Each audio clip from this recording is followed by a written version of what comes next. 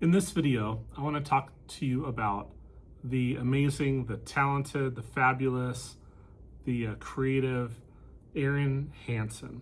Erin Hanson is an oil painter that has been painting continuously for the past 20 years based out of Oregon.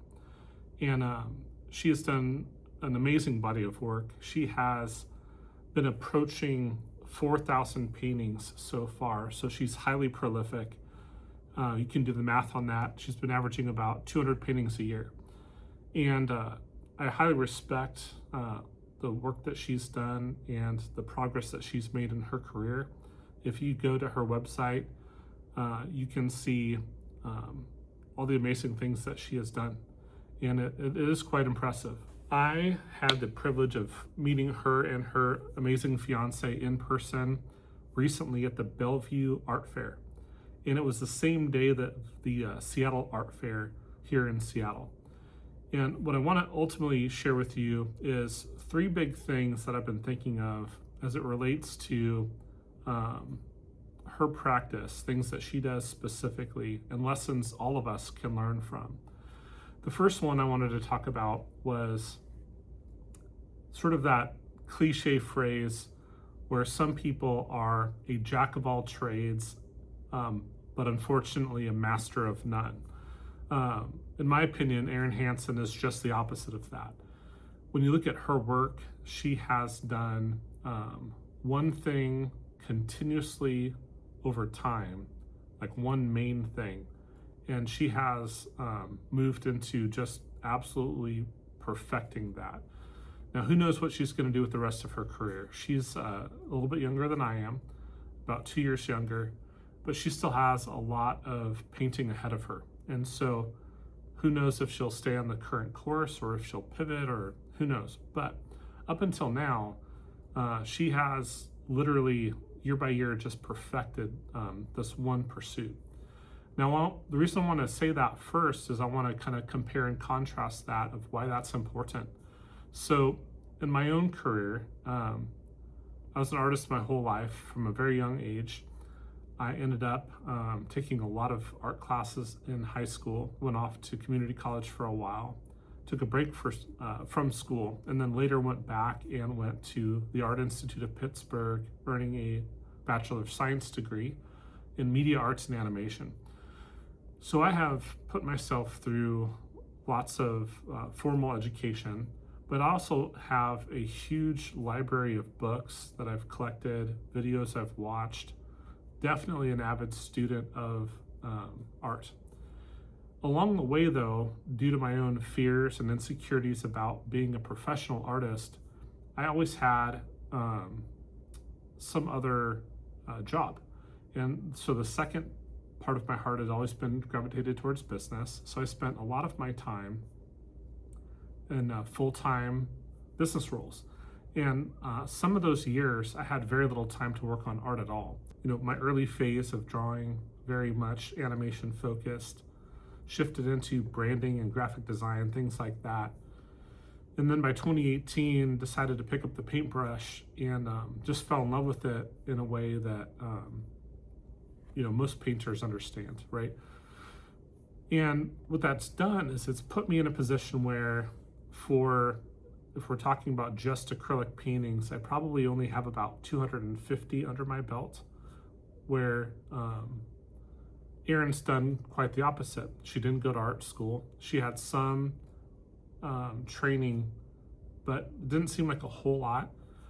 But whatever she started with, she had a vision for where she wanted to go, and she seemed to go all in on this vision. Now, there may be other parts to the story.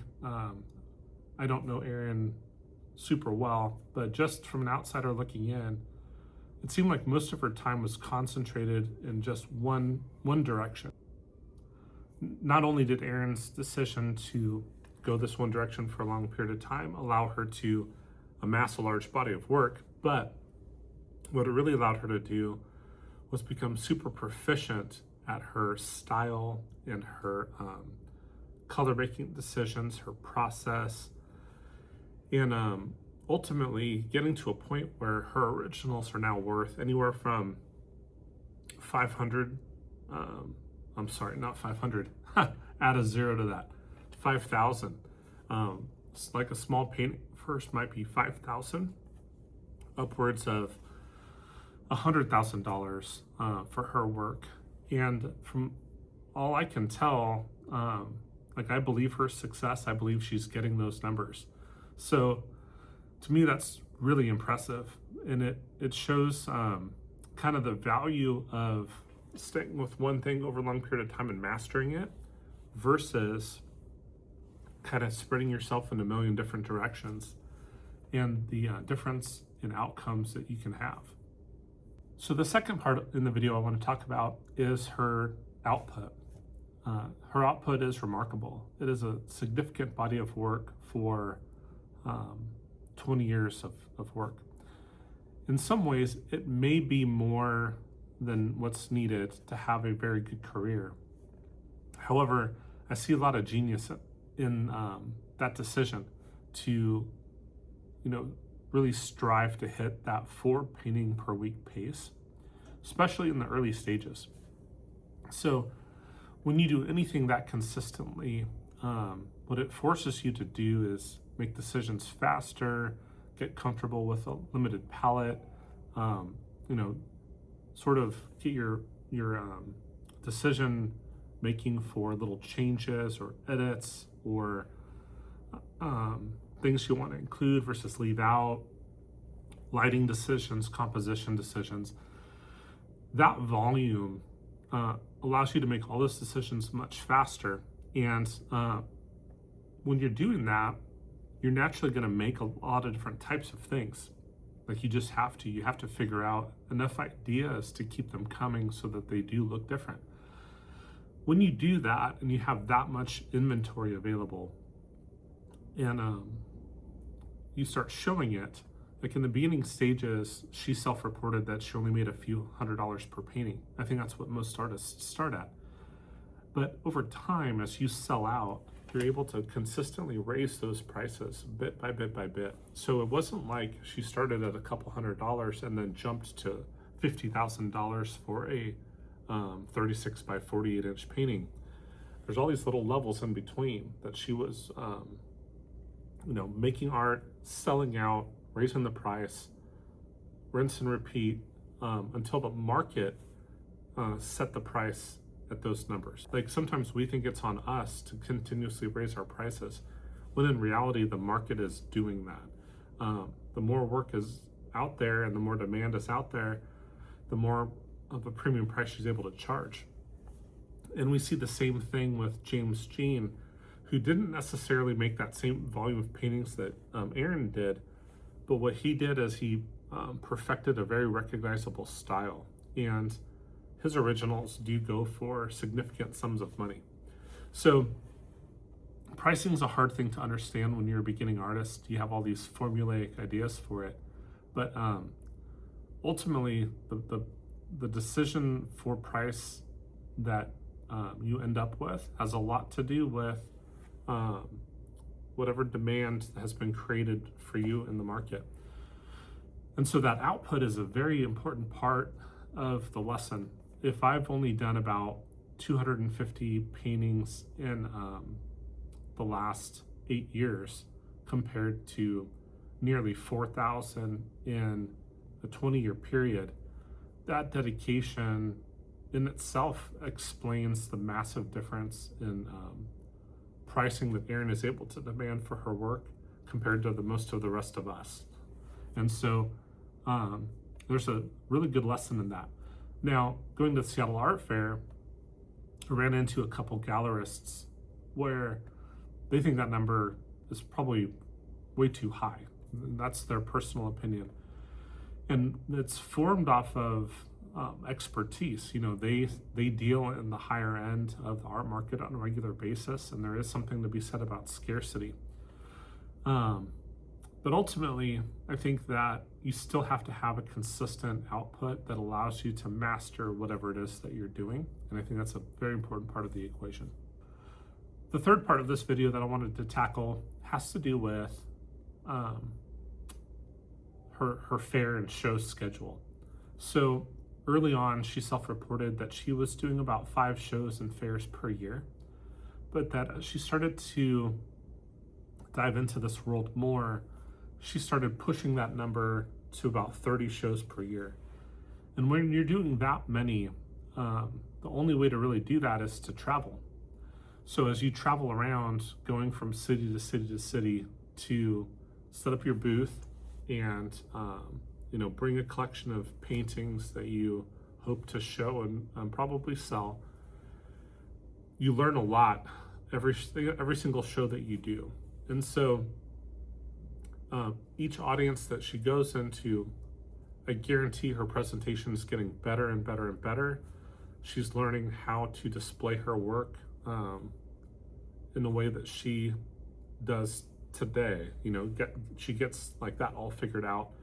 But she's also building these little groups of audiences around the country. And every time you do that, you show up really well, and people like your work, they like you, they like your overall presentation. They start following you, they add themselves to the email list.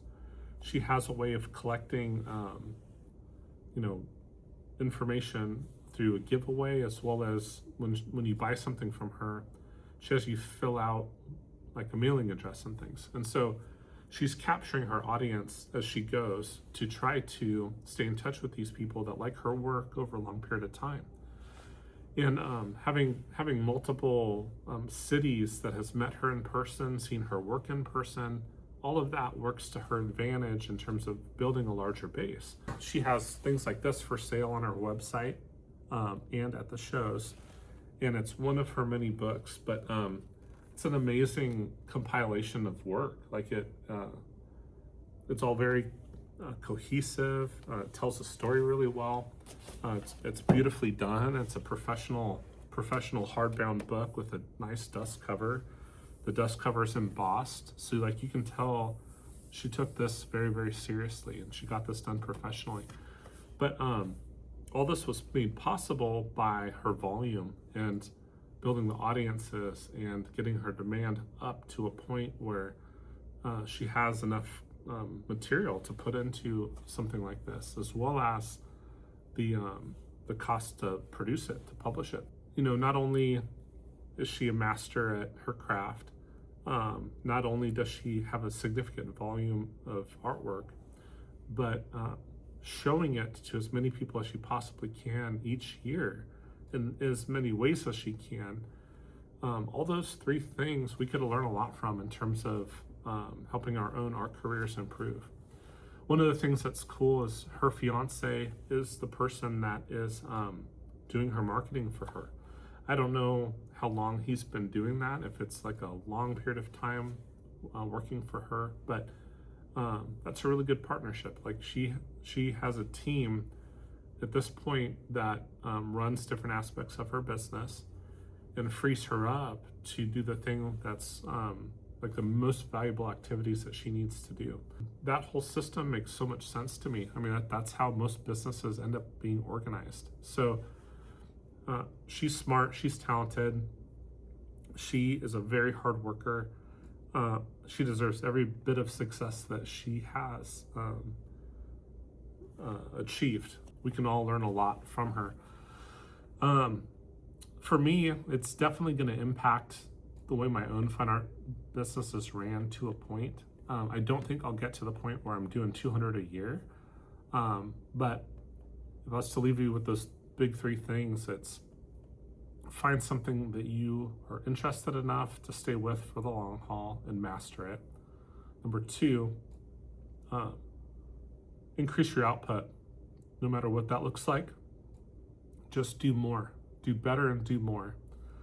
And then the 3rd point is don't be afraid to show your work to the audiences. I'm sure that she got feedback along the way.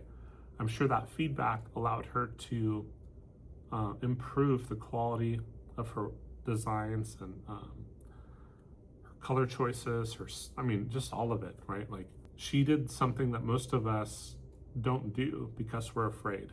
And it doesn't mean she wasn't afraid, but she got over it and she went after it. And she's quite impressive. So Erin, if you're watching this, was cool meeting you and your fiance. Your work in person is just like most work in person. It's way better than anyone can ever understand on their phone or their internet screen, their desktop screen. They need to see your work in person. So you have a lot more followers than I do for sure. I think you're in the 300,000 range on Instagram, something like that. Yeah, man, keep it up, and I'm excited to see what you do in the future. But for the rest of you, I hope you found this helpful and educational, and my hope is to continue to deliver good content to people that want to learn about art, learn about painting, and as well as learn as some of the things that would help you become a professional at it.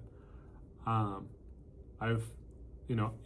older, like I'm getting up there. I have gray hair now, but I have a lot of painting ahead of me most likely. And so just like yourself, I am trying to figure these things out bit by bit.